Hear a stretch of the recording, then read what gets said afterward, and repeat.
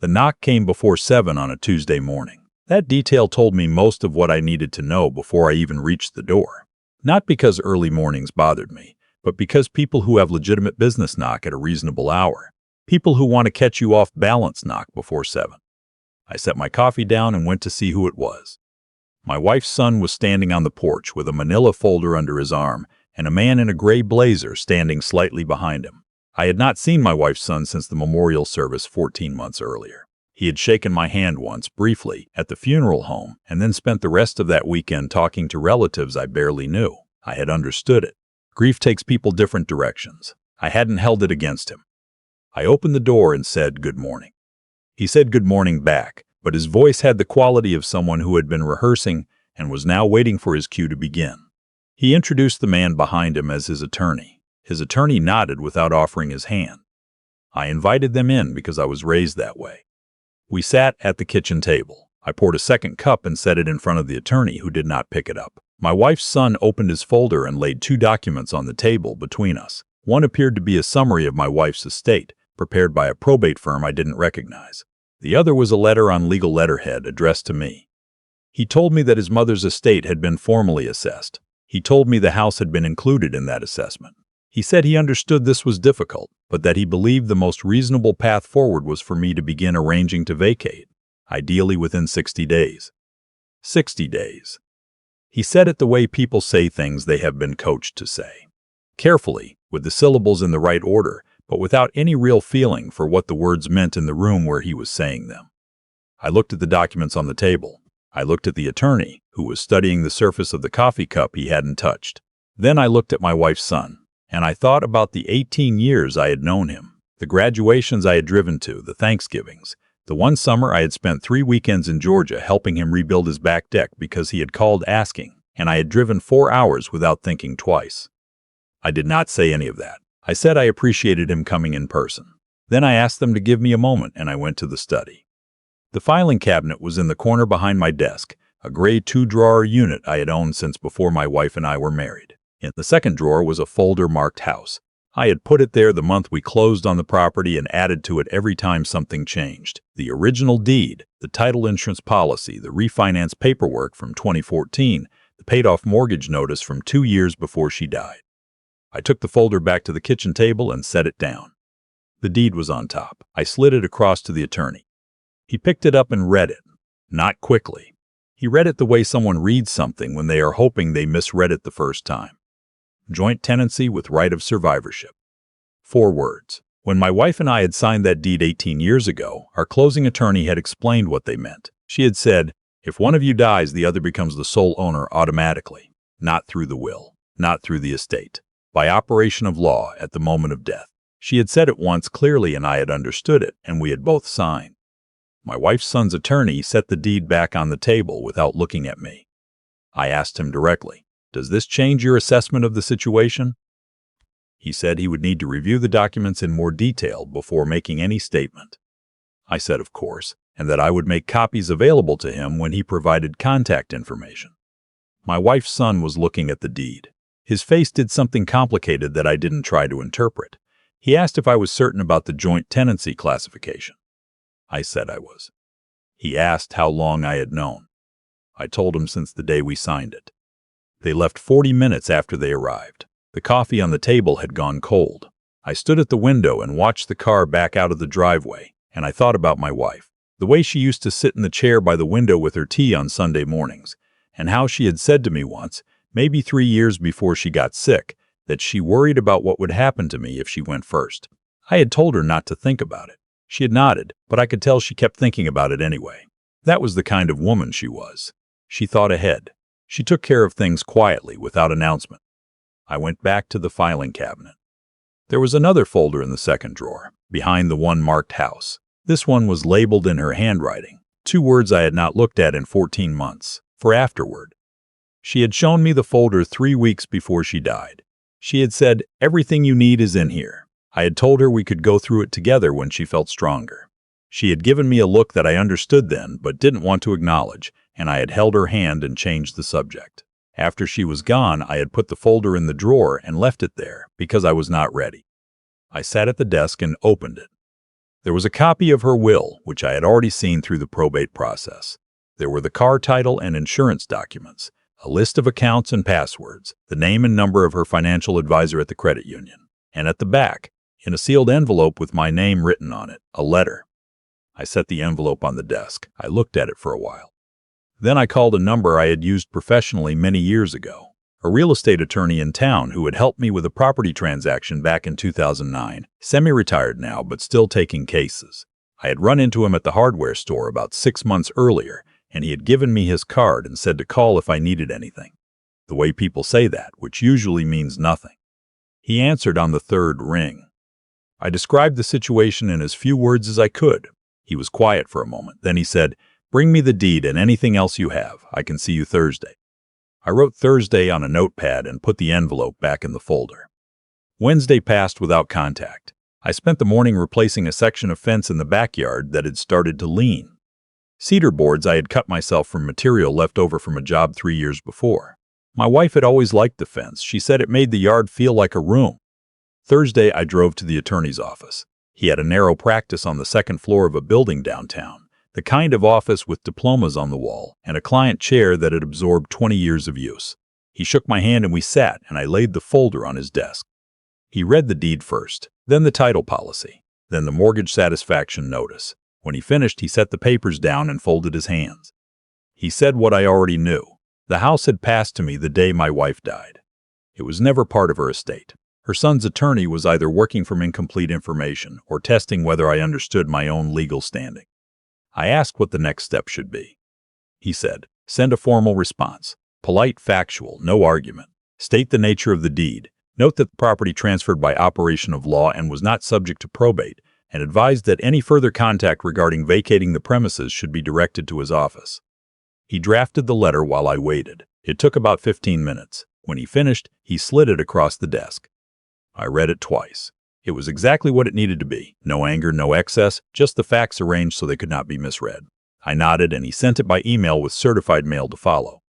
I drove home and went back to the fence. That afternoon, my daughter called from Colorado. She had been close to my wife, the kind of friendship that women in a family build slowly and without ceremony, the kind that holds real weight. She had heard from a cousin that my wife's son had been making calls. I told her what had happened. I told her about the deed and the attorney's letter. She was quiet for a moment. Then she said he didn't know about the joint tenancy. I said apparently not. She said Mom never told him. I said your mother made her choices carefully. She didn't always explain them. Another pause. Then she said, "Do you want me to come out?" I told her no, not yet. I told her there wasn't anything to come for right now, that things were moving on the right track and I would call her if that changed. Before she hung up, she said, "She picked well when she picked you. I want you to know I know that." I thanked her and stood in the kitchen after the call ended, looking at the yard. The fence looked good, level and clean, the new boards bright against the older sections. My wife's son called at 8 that evening. I let it ring. He called again at 8:15.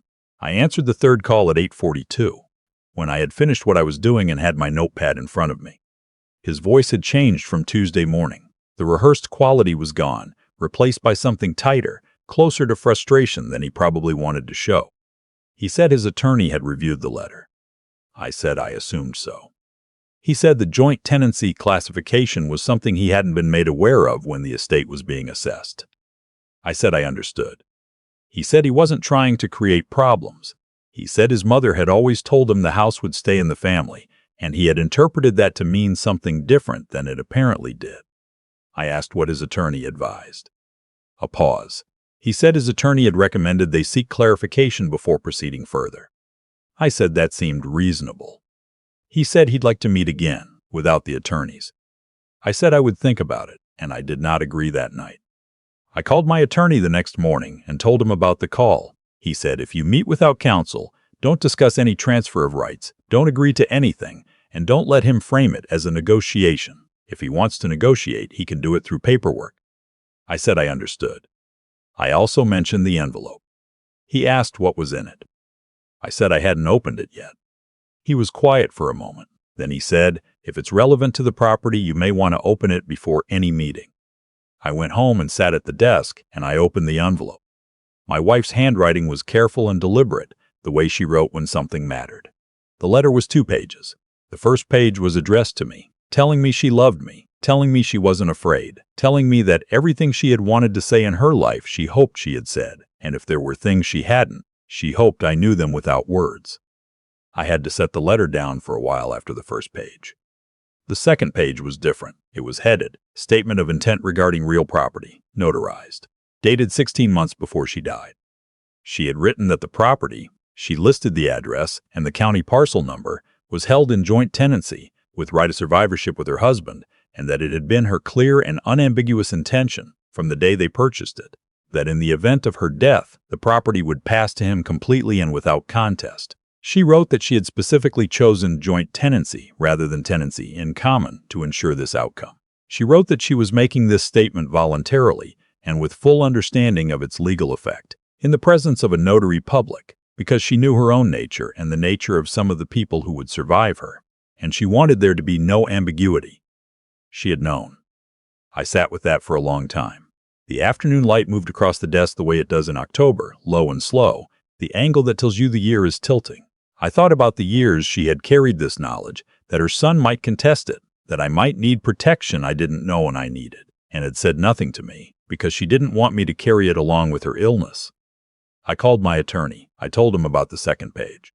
He asked me to send it immediately. I photographed it and sent it. He called back within the hour.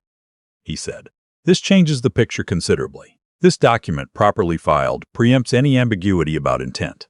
Combined with the deed classification, there is no viable legal path for her son to pursue. Any attorney worth his license will tell him that plainly." He said he would file the notarized statement with the county recorder's office and send a supplemental notice to my wife's son's attorney with the document attached. He said, "After they receive this, I expect the matter will conclude." I thanked him, hung up, and walked out to the backyard. 3 days later, my wife's son's attorney sent a letter to my attorney. The tone had changed completely. It acknowledged the joint tenancy classification and the notarized statement of intent. It stated that his client did not intend to pursue any further legal action regarding the property. The final line said his client wished to convey his apologies for any distress caused. My attorney forwarded it to me with one line beneath it, as expected, "You're clear." I printed the letter and put it in the folder behind the deed. My wife's son called one more time, 2 weeks later on a Sunday afternoon. I was in the garage working on a small cabinet I was building for my daughter. Cherry wood, simple lines, something for the entryway of the house she and her husband had just bought in Colorado. I answered. He said he wanted to apologize in his own words, not through a letter someone else had written. I said I appreciated that. He was quiet for a moment. Then he said, "I didn't know about the joint tenancy. I didn't know about the letter she left." I thought he stopped. I thought she'd wanted me to have something from the house. I said she had wanted that. I said his mother had loved him and had made her choices because of that love, not in spite of it. He asked what I meant. I thought about how to say it. Then I said, "She wanted you to have what would serve you. She didn't think a dispute over property would serve you." He didn't say anything for a moment. Then he said she always did think ahead. I said yes, she always did. We talked for another 10 minutes about ordinary things, how he was doing, whether he'd been back to see his grandmother, how work had been going. It was the longest conversation we'd had in years, maybe the longest real one we'd ever had. Before he hung up, he said, "I'm glad you stayed in the house." I said I was too. I set the phone down and stood in the garage with the cherry boards in front of me. The cabinet took 3 more weeks to finish. My daughter flew in for a long weekend in November, her husband and the kids with her. We set the cabinet in the entryway of my house first, just to see it in the light, before I loaded it into their rental car. My granddaughter, who was 7 and had very strong opinions about furniture, pressed her hand flat against the wood and said it was beautiful. That evening, my daughter and I sat on the back porch after the kids were asleep. The November air was cold enough to see your breath. She had her hands around a mug of tea and I had mine around a decaf, and we sat without needing to fill the quiet with noise. After a while, she said, "Do you miss her every day?" I said yes, but not in the way that stops you, in the way that travels with you. She nodded. She understood that. She said, "She made sure you'd be okay." I said yes. She did quietly, the way she did most things. My daughter looked out at the yard. The peach tree we had planted the second spring in the house stood bare in the November cold. The hydrangeas along the back fence had gone brown and dry. waiting for spring the way they always did. She said I didn't know about the letter she left. I said I hadn't opened it for 14 months. She said, why? I thought about that. Then I said I wasn't ready to hear her voice again until I needed to. My daughter didn't say anything for a long time. Then she leaned against my shoulder the way she used to when she was young, and we sat there while the yard went from gray to full dark and the cold settled in around the porch. The house was quiet behind us. The same house I had moved into with her mother 18 years ago, the same floors I had refinished in the second year, the same kitchen where her mother had stood at the stove every Thanksgiving morning with the radio on low, the same hallway where we had marked each grandchild's height on the doorframe, and I still knew where every line was. My wife's son had called it his mother's house. He wasn't entirely wrong. She had lived her life inside it. She had made it what it was in 100 ways I could point to, and probably 100 more I couldn't. But there is a difference between the house a person lives in and the house a person builds and tends and earns back year after year. She had understood that distinction. She had taken the trouble to make it legal and clear and notarized. And she had done it 16 months before she needed to, because she was that kind of person. In the spring, I put new soil in the raised beds and planted tomatoes and a row of green beans along the south fence. The peach tree bloomed early and held its blossoms longer than usual. The hydrangeas came back stronger than the year before, the way they sometimes do after a hard winter. My daughter called on a Saturday in April, her son loud in the background the way 7-year-olds are. She asked how the garden was coming. I told her. She said that sounded right. She said her mother would have liked that. I said yes, she would have. Some mornings I sit on the back porch with my coffee and look at the yard while the light is still low and moving, touching each thing briefly before moving on. I watch it and I think about what it means to belong somewhere. Not in the legal sense, though that mattered when it needed to. In the sense of years given, of work done without asking for credit, of presence maintained through the ordinary and the difficult alike. My wife knew that. She built a protection around it because she loved me, and because she had the kind of mind that looks ahead to where things might go wrong and makes a quiet provision before the trouble arrives. The county recorder's office has the notarized statement on file. My attorney has the correspondence. The folder in the second drawer has the deed and everything behind it. The matter is closed. The yard still needs attention, and the peach tree needs pruning before summer, and the hydrangeas will need to be cut back in the fall. That is enough. That is exactly enough.